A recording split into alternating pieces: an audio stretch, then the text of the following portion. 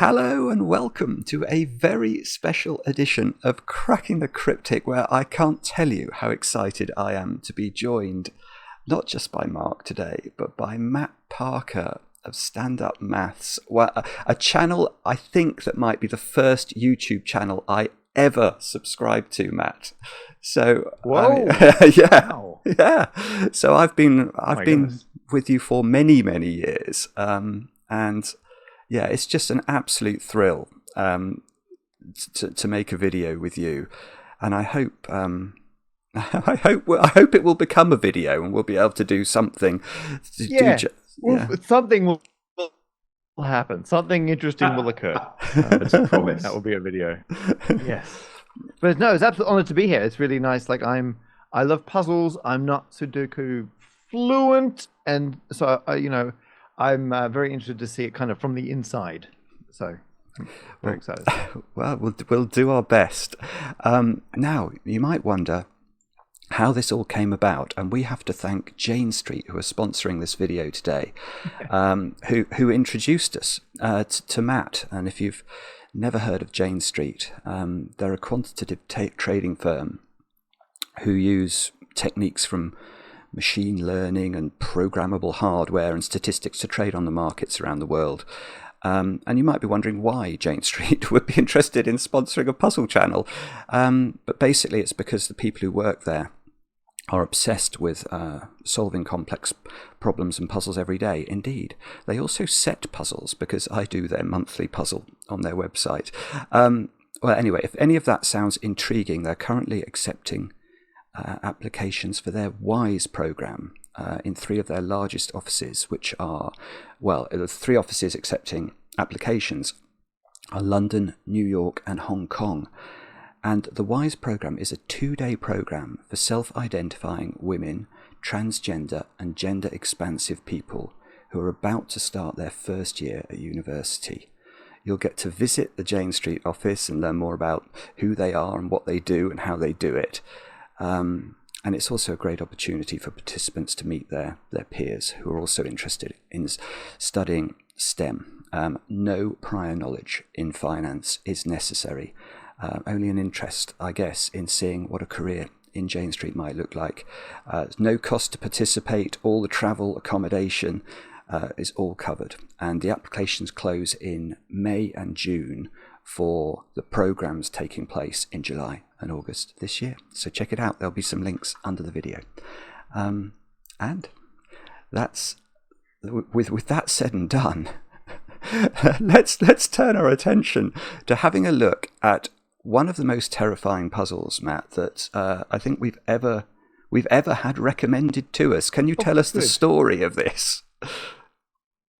Excellent. The reason I'm here is I want to check how terrifying this puzzle is. So, as you alluded to, I am a mathematician by trade. All my videos and content I make, if people aren't familiar with it, is all very maths-based, but very puzzle-solving adjacent. And I enjoy solving puzzles that are in a terrifying situation. As in, like, I like to be, like, nervous and, not sure if I'm going to keep up. And so most years I go to the MIT Mystery Hunt, which is this big puzzle solving. Have you ever done the Mystery Hunt? Either of you? No, we never participated, but we know all about it. Yeah, we'd it's love the whole to. thing. I love it so much. And I've done it remote because it went remote during the lockdowns. I've done it on, in person. So many teams. I don't know how many. There must be over 100 teams. The big teams have 100 people in them. Like they're puzzle solving machines. It's like a production line. Some of the big teams. I'm in a deliberately anonymous. I'm undercover. I'm not there for work purposes. Yeah. I'm hidden away in a tiny team. By tiny, there's like 20 people, and okay. I was adopted. A friend of mine they've been running the team for like 20 years, since they were, students. They're still going. Now one of them brings their kids along and they help solve puzzles. It's all very adorable.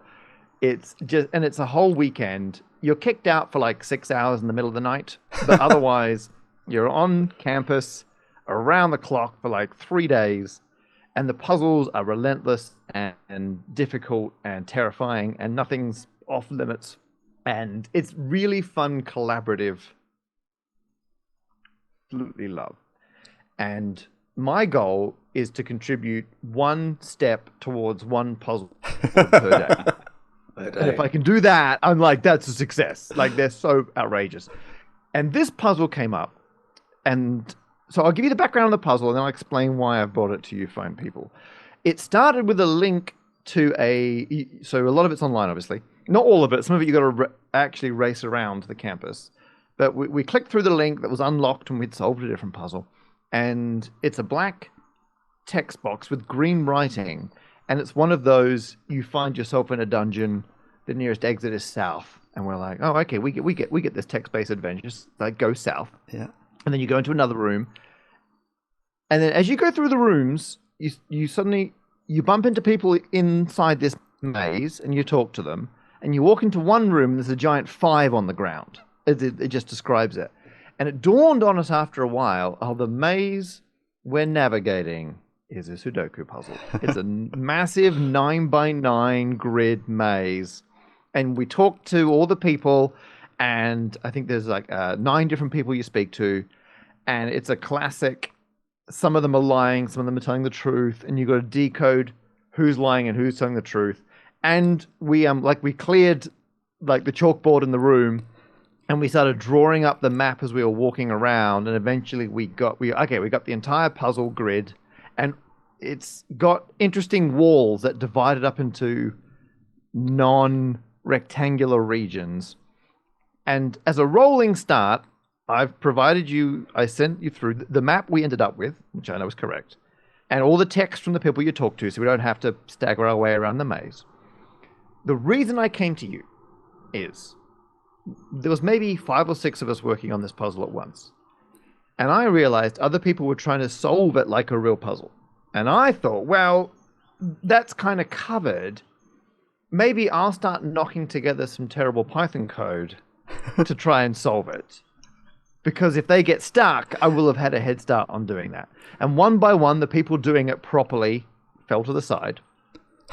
And it took me until the next day, me and my mate Truman chipping away at it, writing code to eventually crack it. And we got the answer, and it was all correct, and we were incredibly relieved.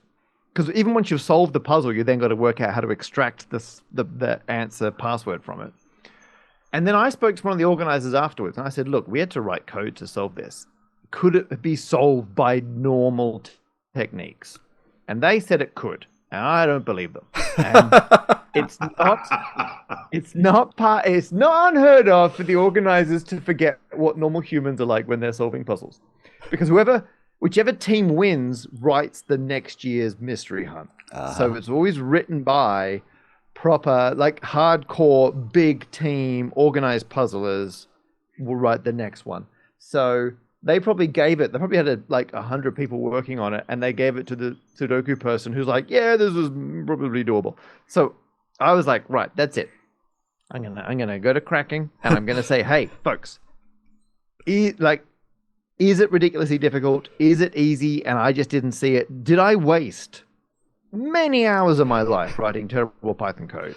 Great time with my friends when I could have done it a different way. So that's why I've come to you. I want to see. I know how I did it. I'd like to see how the pros do it. We won't do it your way. Good. No one. No, we might not do it. Yeah, that is a risk. So just to explain, hopefully on screen you can see the maze or the Sudoku grid that Matt and his team created. But there is also, and the puzzle is called Maze of Lies, and it's by Egregious Error. But there is also this, which I hope you'll be able to see, which is frankly terrifying. It is a whole screed of text in which people seem to say things that are contradictory. And I don't have a clue. How do you Python code that? Now, do you sort of say, if this is true, then... No, so this we crack the old-fashioned way. Right. So what you're looking at here, the doorways, like the little boxes on some of the lines, back on the map. Those are doorways, so they count as barriers. But when we were navigating it, that's an artifact of we were navigating it as a text-based adventure originally. But some of the clues do relate to those doors that go in and out of the different regions. Where the people are labeled, that's where we came across them and spoke to them. That doesn't give you any insight into which region their clue might pertain to.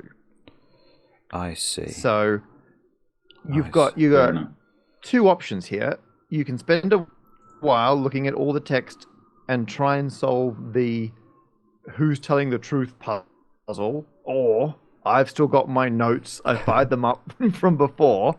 I can tell you who's telling the truth, and then you can get it down to the subset of rules. Because the who's telling the truth thing is still like a setup puzzle to then solve this puzzle. I see. What do you think we should do? I would say I'll give you who's telling the truth, and then because I know that bit's solvable. It's just turning the handle for a while. You draw a diagram. You think about it.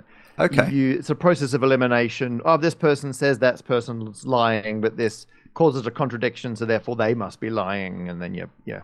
Okay, so that's not the bit that you thought was uncrackable. Not the bit I got stuck on. Gotcha. Exactly. The bit I thought was uncrackable comes next. Okay, so cool. So what? This is terrifying. Right. So on this then, who's telling the truth? The following people are telling the truth. Okay. Caroline. Okay. So I don't know if you want to just get the text from Let's have a just the people who are telling the truth. Caroline, and you could ignore anything they're saying about who's lying and who's not lying because we've dealt with it. You could colour it one truth colour, Simon, if you wanted. How? I don't know with the PDF. Yeah, I would have suggested right-clicking it. I just tried that. I think we'll just have to remember Caroline. What you can do, is all you need to know from Caroline is one region with only two doors. The largest and smallest digits on the shortest path between the doors are next to the doors. Okay. And then the other one is another region with the two doors. All the digits on the shortest path between the doors strictly increase from one door to the other. So they're the two takeaways. Okay. You need to work out which regions they apply to, but they're the two takeaway messages. Okay, and there's another thing where she says, in yet another region, with only two doors along the shortest path between the doors, the digit next to one of the doors is equal to the sum of the remaining. Okay. That's also true. Yes. Yeah, so in our world, you see, this is quite interesting. The first rule doesn't mean anything. The second rule feels like what we'd call a thermometer rule. And the third rule feels like an arrow rule. Arrow, yeah. It does. Okay, so because I didn't know how much they were drawing from established that bit puzzles. That bit suggests they are a bit. That bit suggests they know a bit about Sudoku, I think. Yeah. Okay, cool. Okay, so we got those three rules from our friend Caroline. Jessica is also telling the truth. Jessica. Down the bottom. I can't find. Yeah. Okay. Oh, right. There are 3 or 4 liars here. Not our problem. So we don't have to worry about that. There is a region with a single door to the north in which orthogonally connected rooms not separated by a wall must not both contain prime numbers. Right. So you can't have two cells next to each other with primes in that region. Primes can't touch. So 2, 3, 5, 7 can't share an edge. Okay.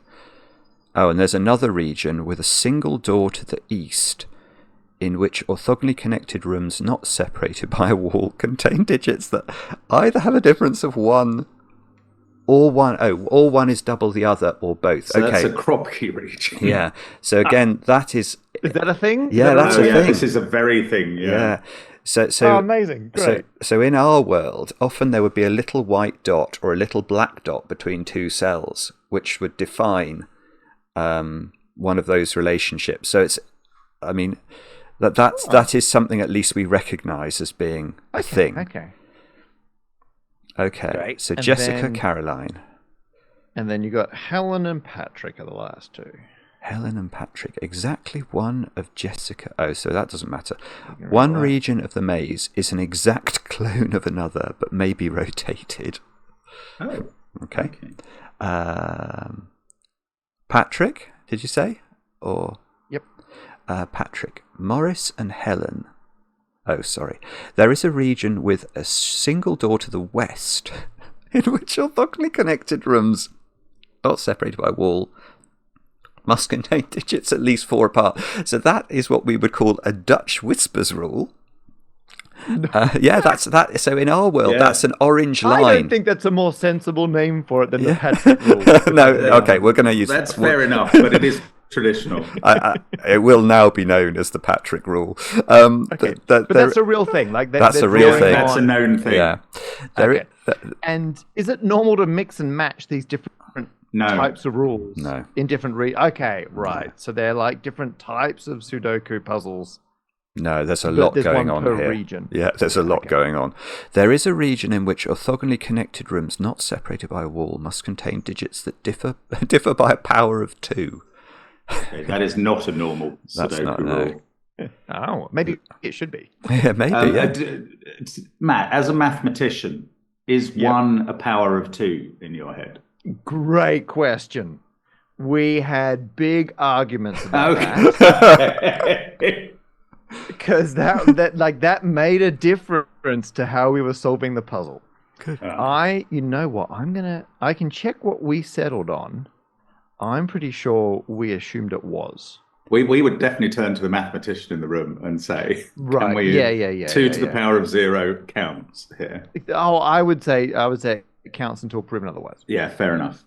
Okay. And the kind of remaining one is our friend Maurice is just said there's one more Patrick region. Hang on. Yeah. Oh, yeah. Patrick. Sorry, there is a region in which orthogonally connected rooms, not separated by a wall again, must contain digits that are non-consecutive. Okay, so that's the normal Sudoku thing again. Okay. And was there something else, or are we? Oh no, Maurice just set up that it is globally a Sudoku. So your columns and your rows across the entire maze have to have regions, 1 to 9. All that. So what we call an irregular Sudoku. Yeah. Once you know the rules of the regions, you will be able to immediately place 2 more 5s in the grid. Yeah, but we're going to have a hard time identifying which regions have which rules. I can't. I've just switched off that screen of text, and I can't Hang on. So what have we got? We've got a Dutch whispers region, a non-consecutive region, a powers of 2 region. What were the other ones? There's a clone somewhere. Oh, a clone, yeah. There's an anti-Kropke region.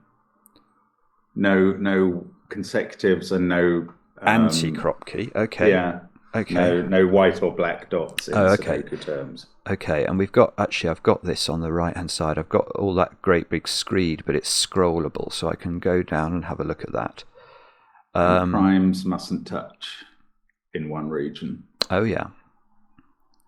Okay, but there were some regions where it described where the doors were. Yes. Who was we that? Must be able to start there.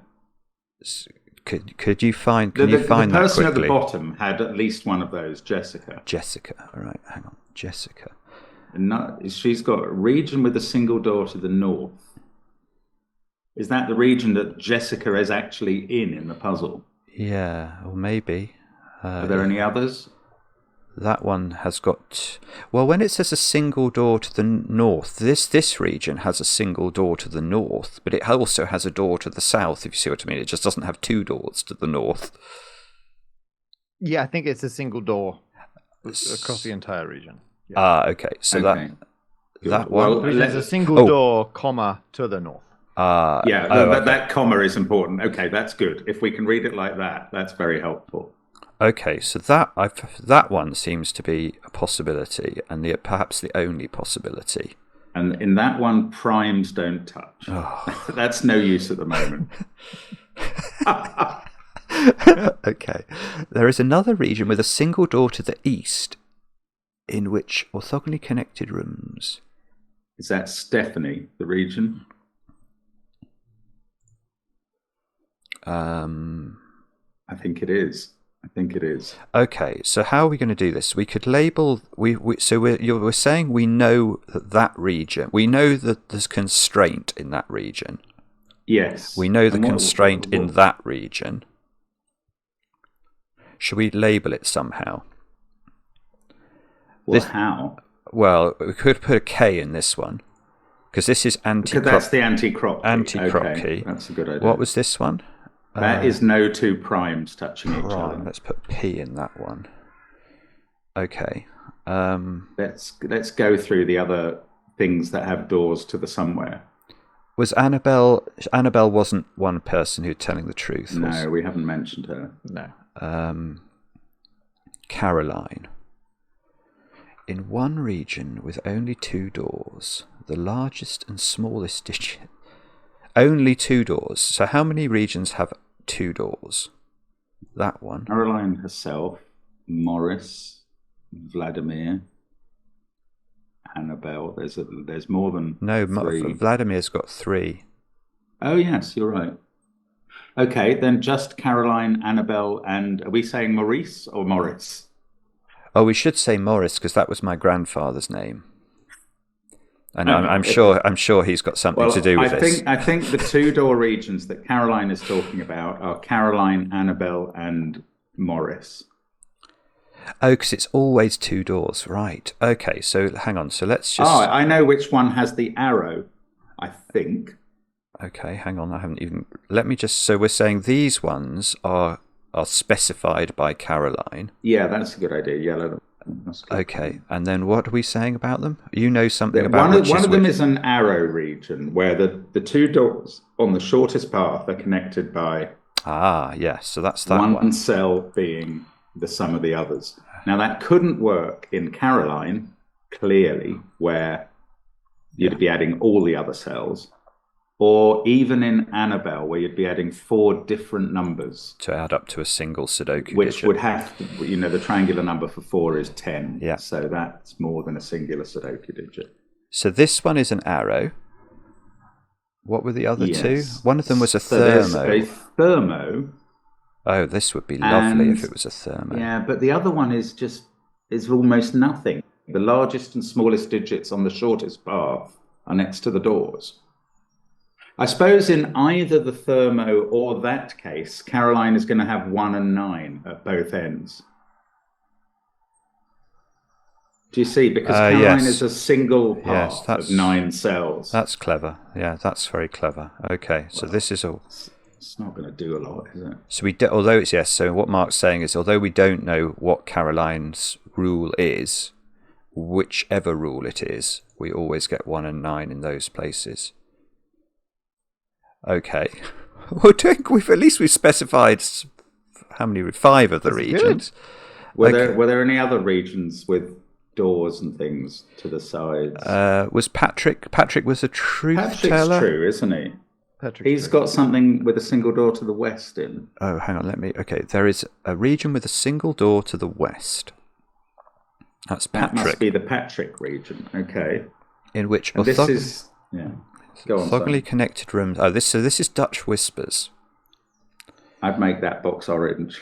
Yes. Okay. So typically we use an orange line for Dutch Whispers. Now, Dutch Whispers are strange creatures because,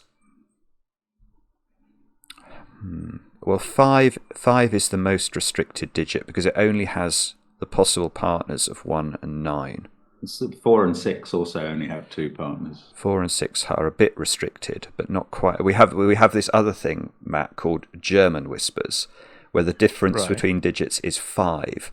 And German whispers are beautiful because the constraints. So the constraints are a lot stronger. That much stronger.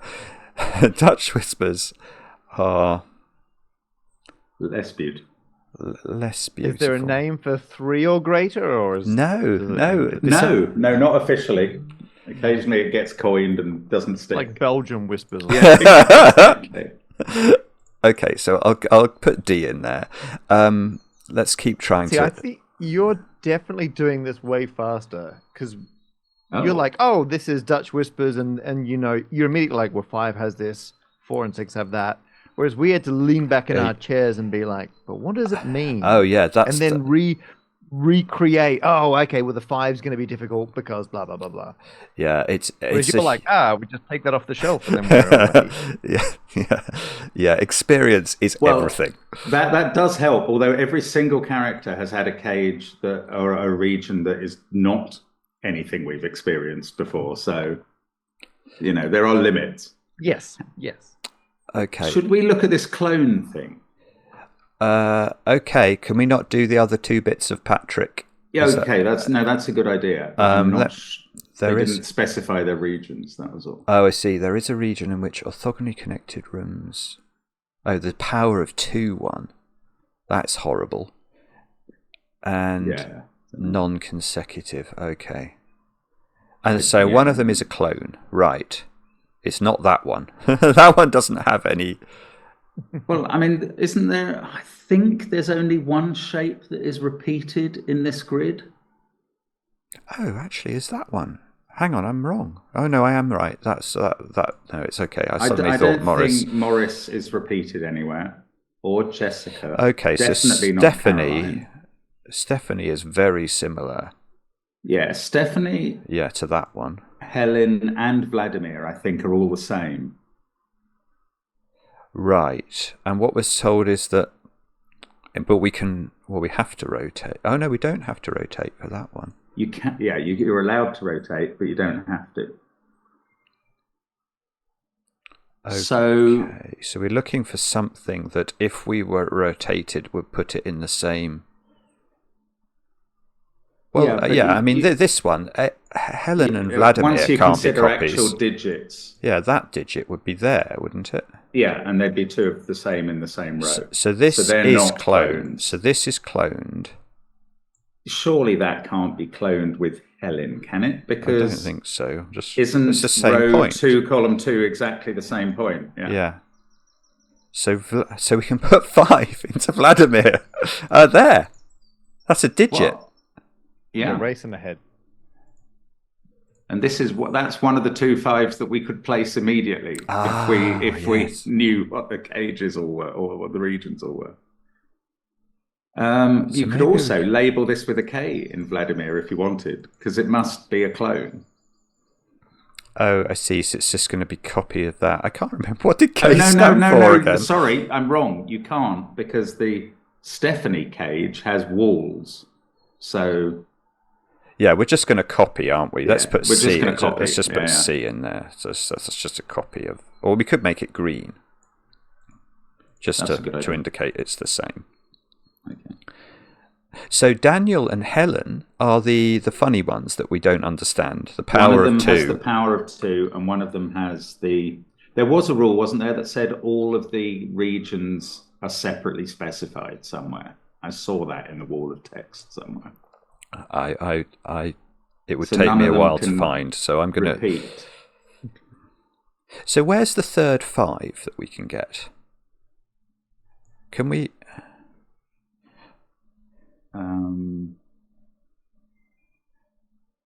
5 would be restricted in here, but I mean, 5 in Patrick can't go in any cell. Oh, maybe no, it can't. Yeah, it can't go in any cell that's got more than 2. It's got to be in a 1 neighboured cell. No, it could be in the bottom right. Okay, yeah, okay. If it's 1 and 9, but then, hang on. Yeah, 5 can't go there. No, it's got too many neighbours. And so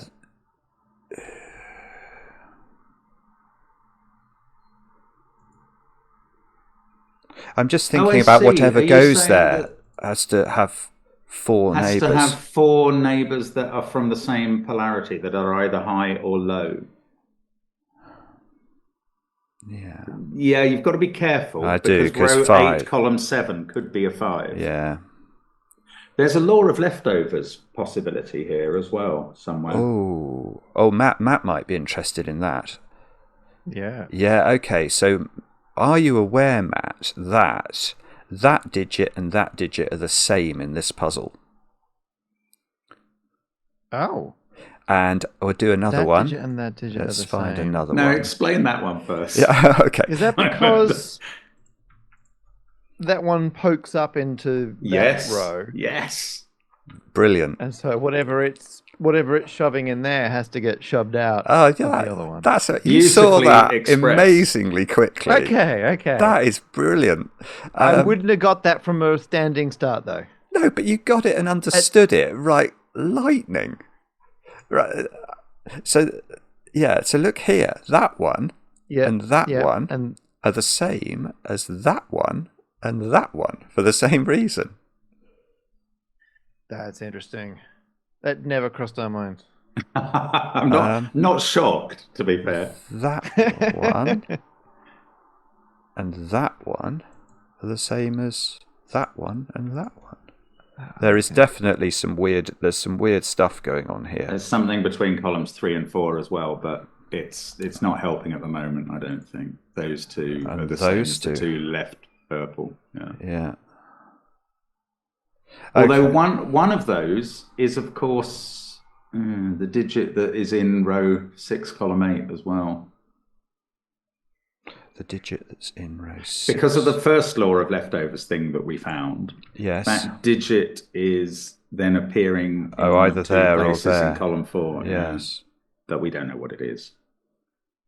Which digit which region do we work on? I want to think about 5 in this box. Okay. So on the face of it, and correct me if I'm wrong, 5 has got those possibilities? Yes, correct. I agree with that. But it can't be the top one because it's the same as the others together. Hey, there he goes. Boom. I'm contributing. Boom. One step in one puzzle. I've done one step in one puzzle. See you folks when you're done. Okay, here is a point. If the 5 was in the corner, this square could not exist in the puzzle. That's perfect. Yes, I agree. Because the 5 would be neighboured by 1 and 9, and there is no digit that can join them. The only other digit would be 5 again, which it can't be. Yeah. So 5 is in one of those two. And the digit next to it will be a 1 or a 9. Now.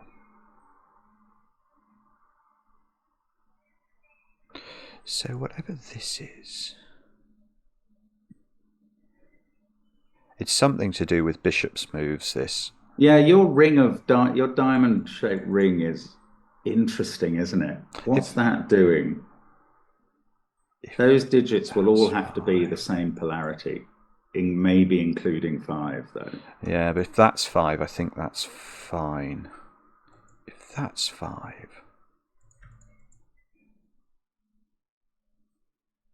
that's wrong. I might be wrong about this actually, but I'm just going to let me muck around with some colouring for a moment. Where's my grey colour?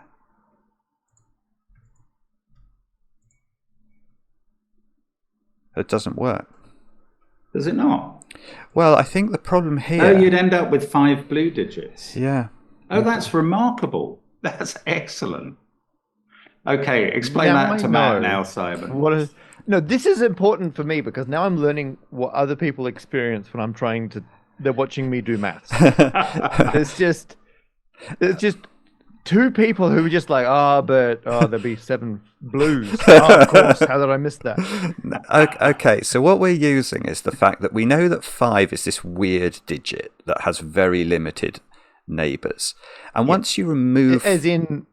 You've got to be above or below by 4. There's not much you can do. Exactly. Correct. Every other digit that isn't 5 in the set has to be next to a digit of the opposite polarity. So whether this is high or low, it's obviously something. Let's say it's lower than 5.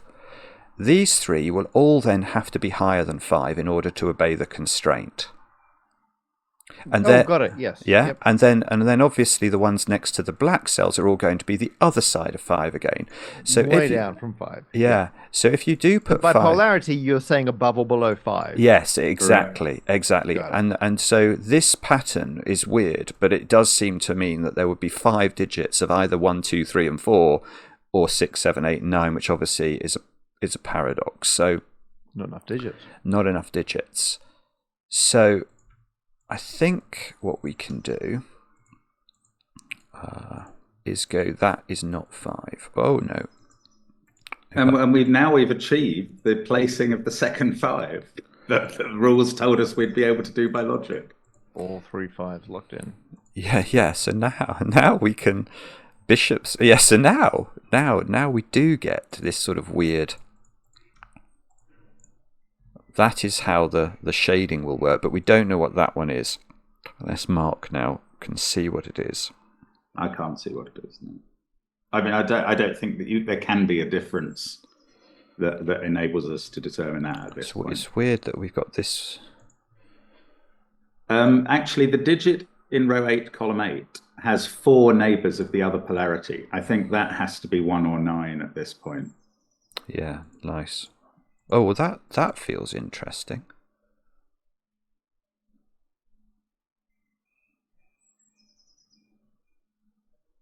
So when you're numbering rows and columns, you're going from the top left, either down or yes, to the not right. like a chessboard, I'm afraid. But it is how you do pixels in an image if you were using Python or something. Oh, well, that's good.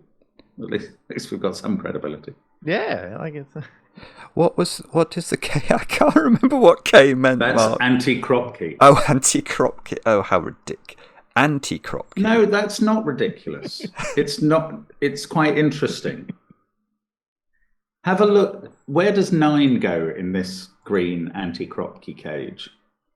9 only has 1 possible neighbour. So just to remind Matt what the rules are here. When you say anti-crop key, do you mean crop key? I don't. Oh yes, it was crop. Was it? I am thinking in crop key terms. What was the rule? Is that difference of 1 or ratio of 2? Yeah.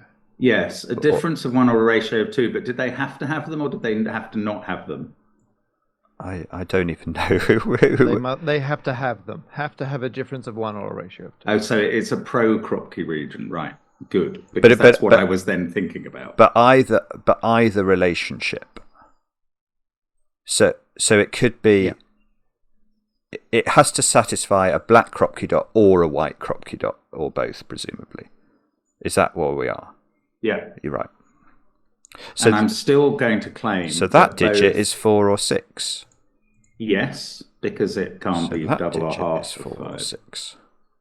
Oh yes, the clone. Well remembered. Oh yeah. We rebuilt what you're basically using, but using a Google sheet, and so we had like. Oh, that must have been so difficult. Over.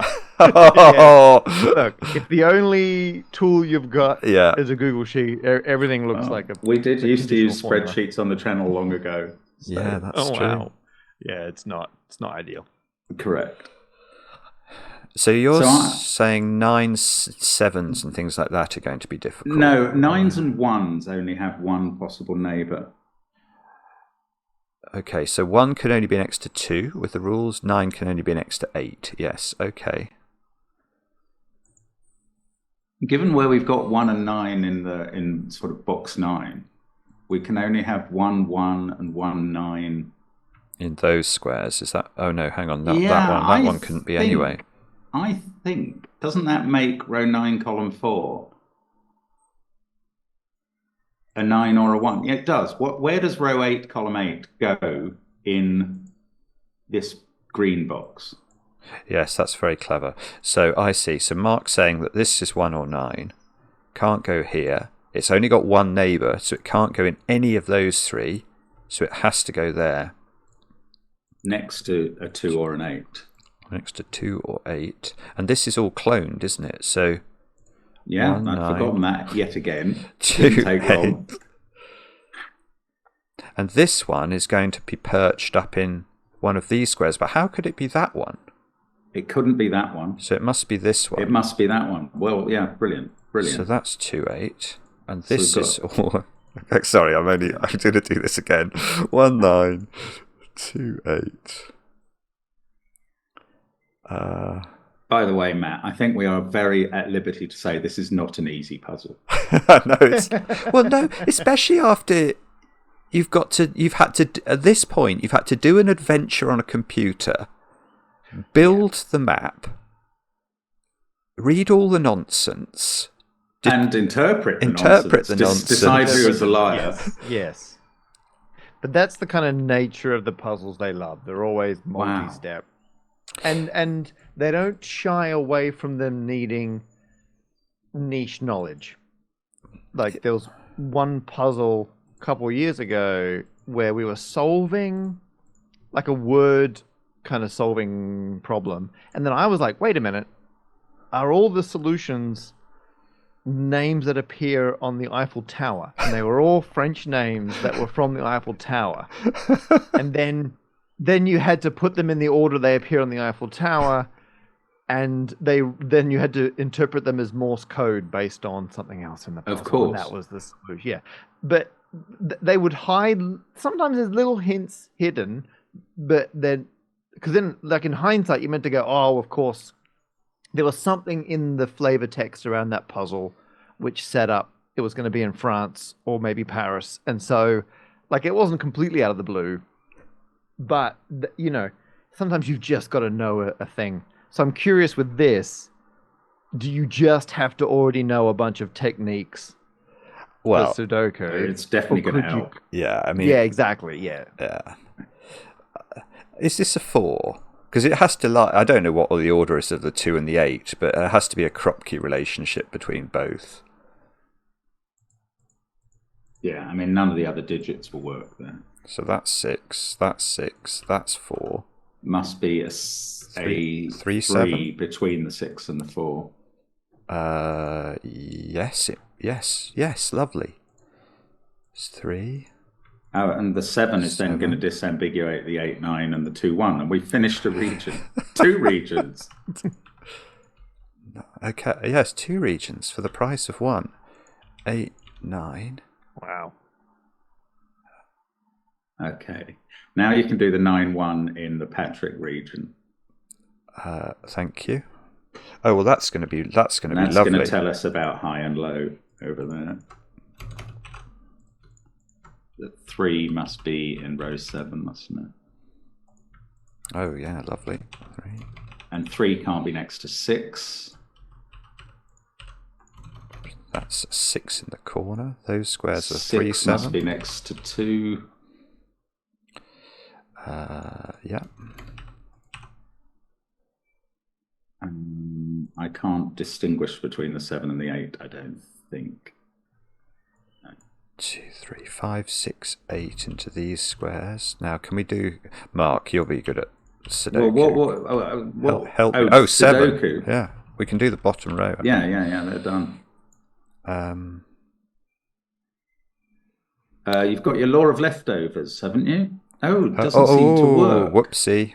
And we've made a boo-boo. No, are you serious? Oh no, this is a disaster. Yep, we've done something wrong.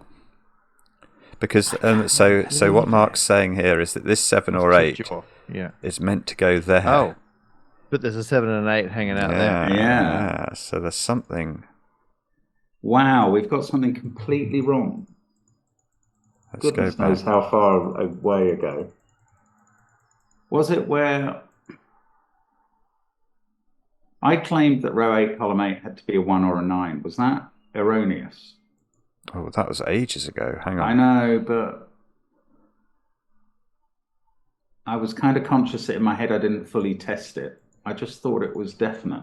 Well, hang on. Okay. So this is another advantage of computer solving, Matt, is that we can just undo everything, and So is when you? I don't think it's valid what I said, because if that was a 2, it could connect to 6, 7, 8, and 9. I'm so sorry, guys. Absolute foul up. on my part. And if it was an 8, couldn't it connect to 4, 3, 2, and 1? Yeah, I was using a German whisper theory. You went German, not Dutch. Yeah. Oh, okay. So that's Sorry, everybody. German when you could go Dutch. That's where that phrase comes from. Okay. So maybe we have to do the green logic without that somehow. So this digit is still in one of those squares, isn't it? Yes. Which means that there is still a 2 or an 8 underneath it. Yes. Now.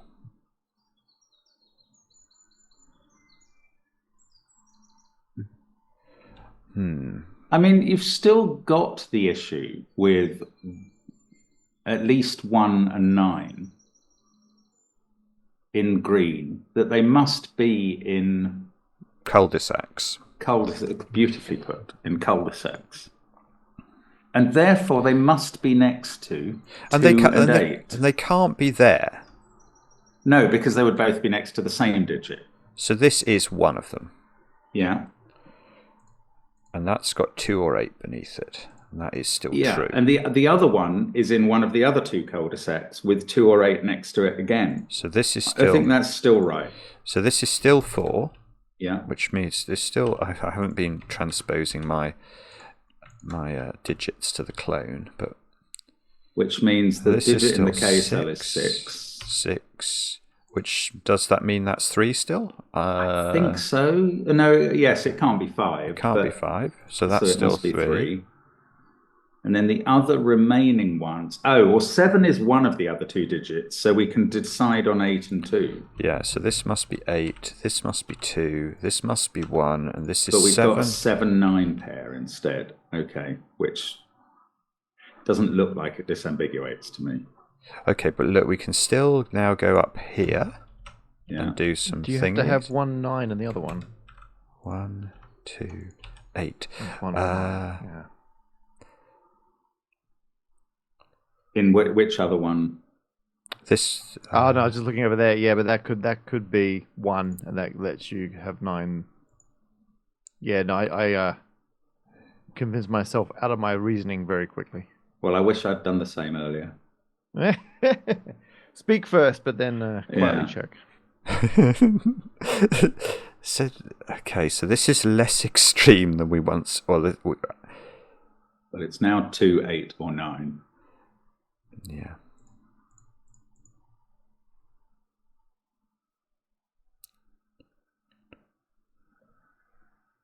Gosh, I don't know what we do next.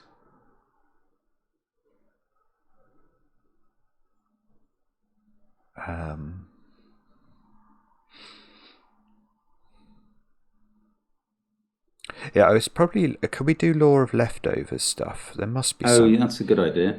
Something might have emerged. This one is one of the two there. Okay, there we go. It's not brilliant. But it's a virtual pair of 7 and 9 in those cells. Oh, I tell you what I've not thought about. This one is an arrow somehow, isn't it? Yes, but that was definite. Yeah, but I've not thought about whether anything we've done draw is... a line in it or something, so we remember. Good. Yeah, let's do that. But we don't know whether that's a circle or that's a circle. Correct, I think. Yeah, that's the one where one of them is the sum of the other ones in the path. That's correct, yeah. Can this one be the... No, there you go. No, that can't be the thermo. Good. Yeah, because 5 can't go in the middle position now. That would be a 5. So this one is... Well, that has its extreme digits by the doors, which we kind of knew. Oh, so it doesn't do anything. The rest is shuffled. But the other one, the Annabelle, has a thermo now between the 2 doors. Okay, let's draw that in. So there, but we don't know which side. Which way it goes. It's quite... We do know that the right-hand side doesn't have 7, 8, or 9 on it. So if Oh, it's length. I thought it was length 6. I was about to go, oh, 6, 5, 4, 3. No, it doesn't. So hang on, if that's high, this would be 1, 2. Yeah. I agree. 3, 4, 4, 6. Oh, that looks incredibly unlikely. Well, I don't know, actually. Maybe it's likely because it would...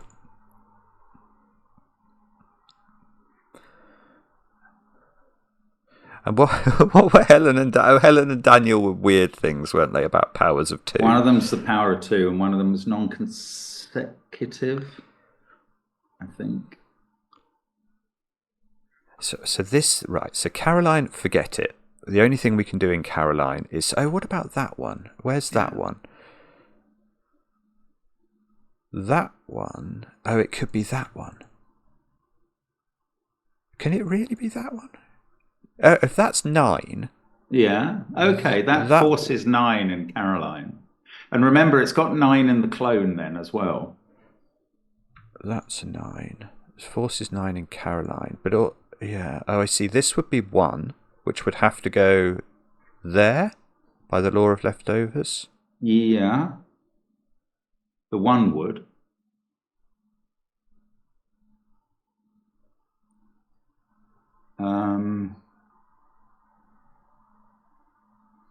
There's something going on here.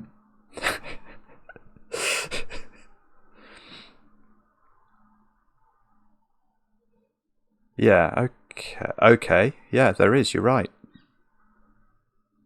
I don't know how you knew that, but that is very clever. Well, no, I'm not saying I knew whatever you're going to tell us, but go on. Actually, I'm not sure it's right.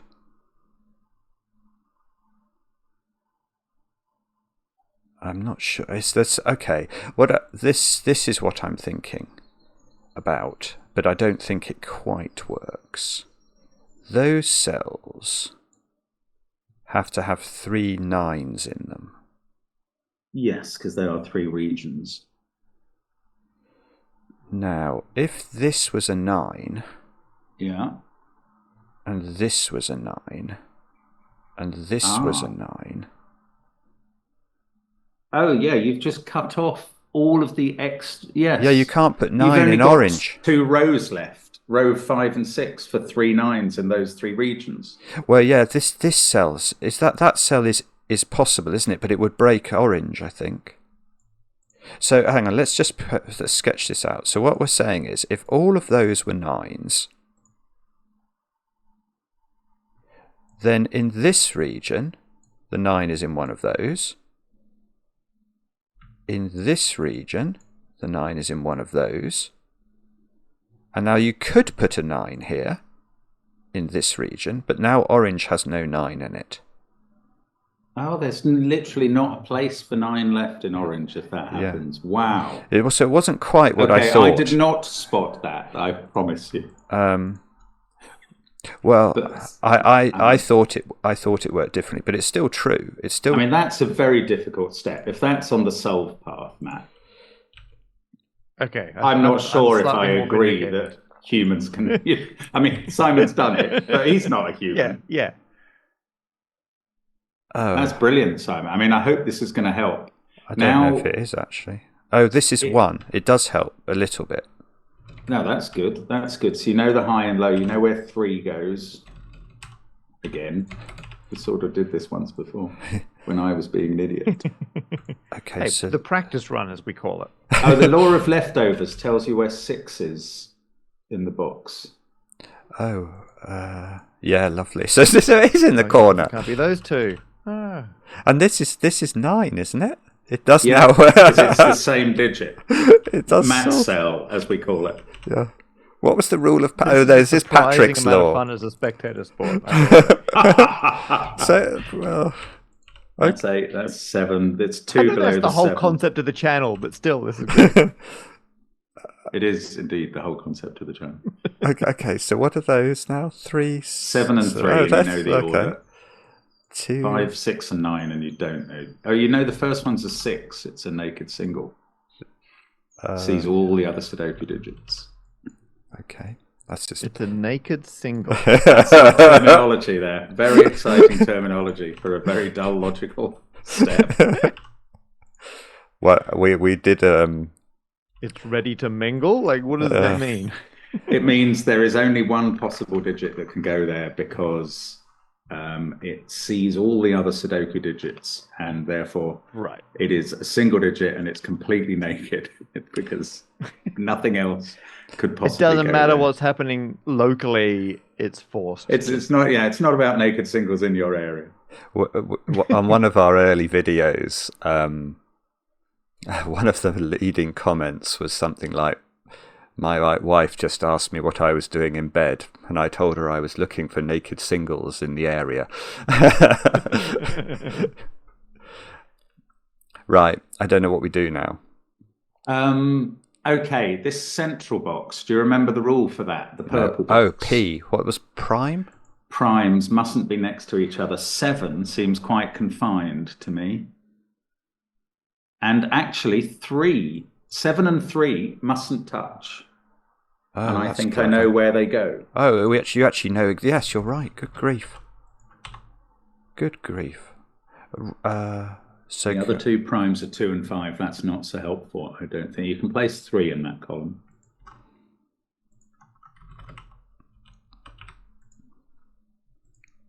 I've definitely not been keeping a good track on the law of leftovers stuff, so... Yeah, it's always worth checking it again. This square is 1, 2, 8 or 9, isn't it? Yeah. Because it must be the mirror of one of those. Not 8, I suppose. Oh no. And therefore row 7, column 7 can't be 8 either. True.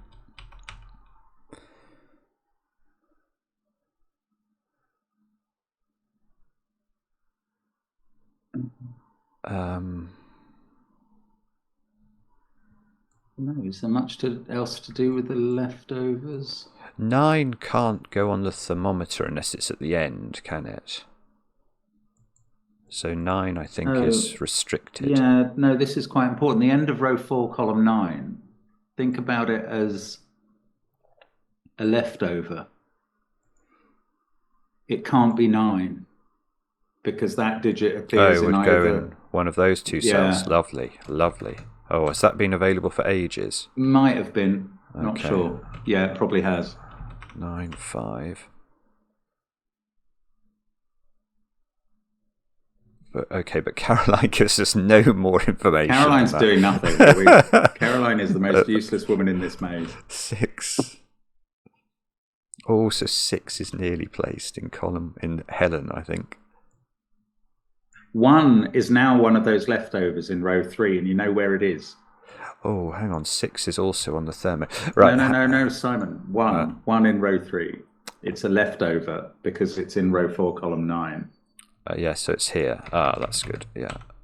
Oh, well, that's still interesting with the 6 idea, We know which way round the thermo goes. Is the point. But there's a 6 in one of these squares, I think. Oh, yes. Okay, that is cool. So it must be here. And then it must go 8, 9 after that on the thermo. Ah, lovely. Okay. So what have we got? 2, 4, 5 in this column. So 2, 4, 2, 4, 5. 2, 4, 5.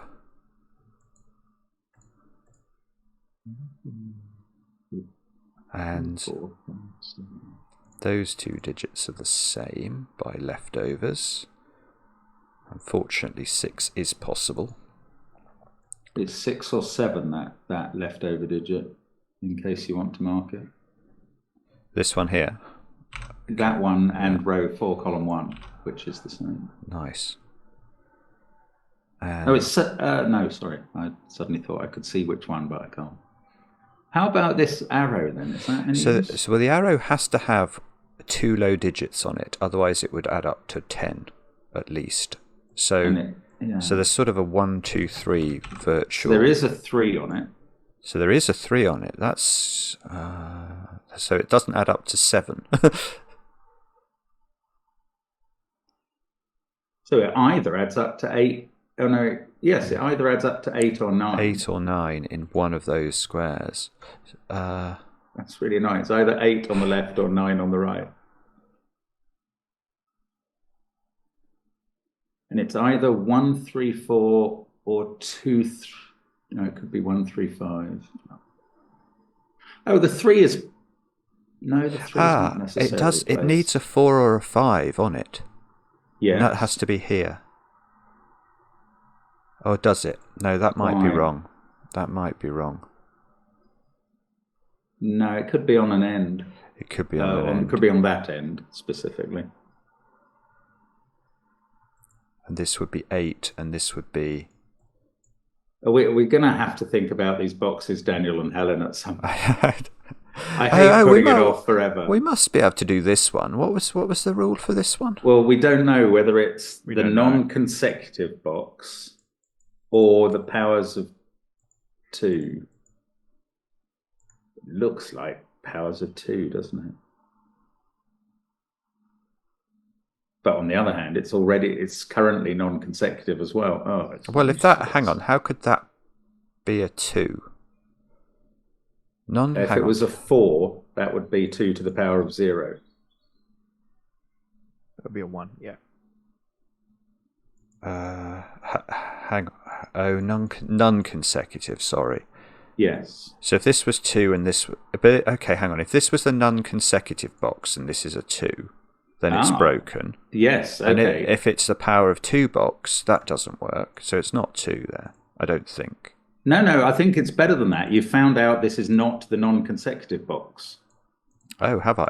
I didn't realise I'd found that out. Okay. If that digit's a 4, the rule is broken. If it's a 1, it's next to a 2 and the rule is broken. So it must be the power of 2 box. It's the power of 2 box. But the power of 2 could include 1.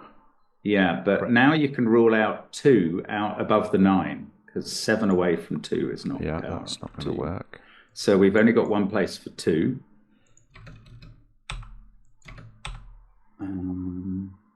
What's that do? There's a 2 in one of those now. I'm immediately looking at that as well.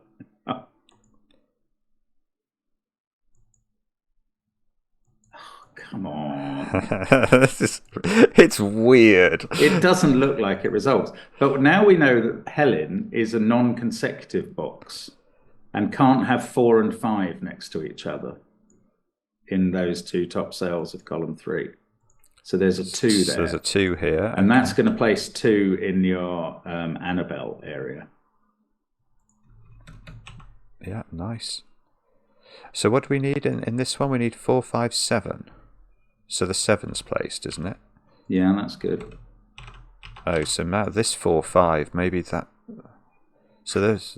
We need a 4, 5 on this arrow, don't we? We need a 4 or a 5 on it, yeah. So there is now a virtual 4, 5 between those pairs. Yeah, that's true. And didn't you say you had a virtual 1, so 2 what at is... some point? Well... No. What's this digit? That is 1 or 2. This digit here? Yeah. I think by Sudoku. Yeah, well, once you've said it's not 4 or 5. So this is 1 or 2, because there must be... Yeah. That digit must be there. on there. So this is the high digit. Which is 9, therefore. Because it can't be 8, 6 or 7. Lovely. So that's 9. So this is 4 either or 2, 5. 3, 4 or 1, 3, 5. We know where the 3 goes. 3 is placed. These add up to 6. Oh, look, there is... Sorry. Can't be 2. There is a 2 in row 6 already. Oh, yeah, that's good. 1, 5, 2, 1, 4, 5, 2, 4. That's okay, isn't it? Did we say that was non-consecutive? Yeah, non-consecutive. Row 2, column 2 is a naked 5. That's Matt. That's where I love having Mark watching. He's much better at Sudoku than I am. It is so annoying, but it's very useful when he's. What's interesting for me as an outsider watching is every now and then you'd be like, "Oh, but we can work this out using Sudoku," and I'm like, "What have we been doing this whole time?" I'm like, "Oh no, that's a specific set of rules. Yeah, it is how we talk, and it's ridiculous in a way. You No, can do the great. 2-4 in Helen Simon. There's a 3 in the corner. That's 3 in the corner. 3 in the spotlight, losing its religion. Sorry, Matt. That's an in-joke on the channel. Right, this is 8. This is 4. This is 8. This is 1. In Helen, top left, you can 5 mustn't be next to 4. Thank you. So we need. I think the rest is just going to finish now, but 2, 7. We were meant to be keeping 2 and 5 separate in the purple box, I seem to remember. Might help or might not. Oh, the grid's sort of moving up and down as I'm pressing those buttons, but hopefully that's nothing to worry about. To us. Oh, right, okay. 4 seems to have to go there. 8 has to go here. I think we are. If we haven't made a ricket, we're okay, aren't we? I think we're finished. Now, I don't know. Oh, yeah, I think that's it. Does it know? Does it have a solution embedded, I wonder, if you click the tick? Yes, the soul counts are 1. So I don't know, Matt, if that counts as there being a human way to solve it. But it's our best effort. Amazing. Wow. That's so great. That was actually a lovely puzzle. It was very clever. Really good. Yeah. Good. Very clever. I mean, I think it's reassuring for me. It felt like you had to draw on a lot of experience and built-in knowledge and techniques. If you'd never done variant stoke, that would be monstrous. Absolutely monstrous. I can, from personal experience, it was. And what was interesting for me is you could, because I was using that sort of logic, like the bottom right corner, I kind of I recreated a bunch of the rules that you already knew, and we kind of staggered our way through it, because I was like, oh, there's quite a lot of limits because they have to be 4 apart. But then what we weren't doing was then knowing the knock-on, I forget what you called it, the law of remainder extrudy sticky out bits, because you were then filling in other ones, which meant that you immediately knew which way around the other rules went. And one of the reasons I had to knock code together was I'm like, well, the rules could go either way around, and there's so many options. I just want to be able to exhaustively, I would just check them all at once, and it would spit out all the possible solutions, and then I'd kind of like carry on with my logic from there. But so when you ran your code, how long did it take to sort of throw out the answer? Is it under sub-second? Okay. Yeah. What I did was I had to go through and encode for each region which cells contact each other, and then have a way that I could like basically state what I already knew and what the rules were, and then just run through every possible way to fit numbers in, and then spit out the ones where it works. And because it's brutally inefficient code, but it still ran in under a second, so there was no motivation to make it any better. Wow. But because I imagine I could have looked up solvers online, but I decided, because I'm there for fun, the middle ground was write my own code to run the possibilities, because then I still feel like I'm doing it. I'm just taking a different approach to doing it. If I'm honest, I'm very impressed that it's doable by a coder. That's mind-blowing to me. It's certainly, I don't think it would be doable by a solver, because the solver wouldn't understand lots of the constraints.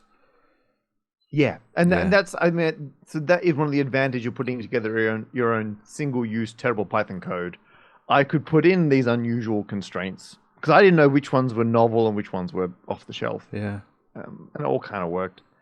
If you want to land the puzzle, you still got to turn this into a password that you can enter into the website. Wow. Okay. Because to solve every single puzzle in the mystery hunt, there's like a text box, and you got to type in your guess in just normal characters and hit enter, and then it will tell you whether or not it's correct. And are you going to ask us to do that bit? Are there any hints as to how you decode? Well, this is where it flips back, because there's a bunch of conventions in the mystery hunt about, this is called the extraction phase. How do you extract a way to prove that you've solved the puzzle? And different people have, like, the people who've done, like, tens of mystery hunts know pretty much all the tricks. I mean, there's always novel ones, but they know the vast majority of them. So someone came over, our it'll be house indexing. extractor. Yeah, it'll be some sort of indexing. And look, all these people are in different numbered boxes, aren't they? Not all of them. EBT. Actually, can I just I'm just going to see if it indexes into the people. EB. I don't think that's going to work. T.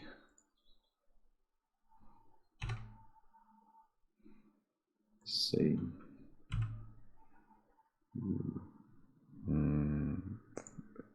What's that? Vladimir. D. Yeah. Oh. Okay, that's not very good. It's not. You've got a U for Morris as well. Bracketed. Red bucket. That would be an anagram of those. And in fact, if you read them in row order, it is red bucket. I would go with red bucket. Red bucket was red bucket. Correct. That's weird. Nicely done. Well, at least that stage. So the classic. As soon as we knew there were numbers assigned to rooms with people, a classic is your index. You pull out that character, and then in this case, you just read them off in order. So that was fairly, thankfully. Well, that was very excitingly stress-free extraction. Yeah. Yeah. That's. I would love to do the mystery hunt, but to be honest, we found it a bit daunting because we heard that there were teams of sort of 100 people. Yeah, and we only know about 6, so it's no, yes. Yeah. We take part in other mystery hunts, but nothing on the scale of the MOT. Yeah. As long as you're in a group of people in the same team who have the same approach, because the team I'm in, everyone's just there to kind of catch up, have a good time, solve some puzzles, and I like it because it's nice to feel like totally out of your depth. So. The puzzles are so difficult is not quite the right word, but they're so involved and niche. It takes a team effort. It takes, not being afraid to get stuck and then go and try something else for a while. So I really like it for that. And you can use the internet, presumably. You can use the internet. You can use anything you want. Yeah. It's all laptops out, off you go. And you can do it remote. Like a lot of people will, like what we've been doing today, just log in remotely and work on it. But what I really like is something you don't get much once you leave formal education, is that kind of a bunch of people standing around a chalkboard together trying to solve something, or all huddled around a table sliding. There was like one puzzle where you went to a machine and it just spat out hundreds of receipts, and then you had to work out what the pattern was across all the receipts, and just having half the team huddled around a table trying to work out how to categorize these things and then eventually crack it is a huge amount of fun. I guess that is quite adjacent to your channel and even to ours to an extent. Exactly.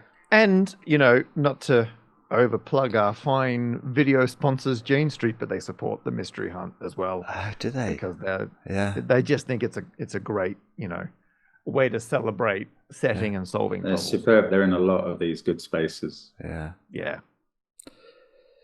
Well, Matt, thank you so much for joining us. I can now reveal one of Mark's ambitions in life is to be bitten by a bullet ant, which I know that you... Oh my, really? It's so no, it is not really. Anything Simon says is not really I true. know some people. I can line that up for you.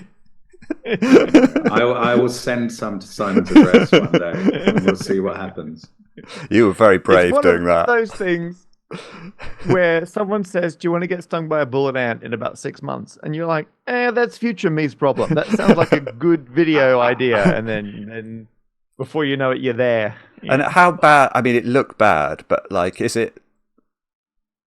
Oh yeah, it really hurts. It really hurts. Like, it's not as painful immediately as a lot of YouTubers would have you believe when they're hamming it up. Okay. You get stung. You definitely know you've been stung, but then the pain ramps. It just keeps getting worse and worse and worse and worse. and then just stays there for, like, in my case, 8 hours. It was just unchanging pain for 8 hours. And it can be longer or shorter depending on how long the ant was stinging you for, but it's pretty special. This is not material to make you giggle, Simon. Well, it's worth doing once in your life. Well, again, thank you very much for joining us. It has been a great thrill for us, I can tell you. As I say, I have loved your channel for years and years, and that you would spend some time with us is a great thrill. Oh, so this has been a huge amount of fun. Thank you very much. I really enjoyed it. It's good to know. Across the world. Yes. Oh, yeah. I'm dialing in from Australia, so we're about 10 hours apart. All different times. Fantastic. Yeah. And I didn't want to miss this, and it's vindicated that I wasn't, wasting my time is a strong phrase looking at my career, but I it wasn't like I was missing a quick and easy way to solve it by hand. That's thank you. Well, I hope it helped. And let us know in the comments how you got on with this puzzle. We enjoy the comments, especially when they're kind. We'll be back later with another edition of Cracking the Cryptic.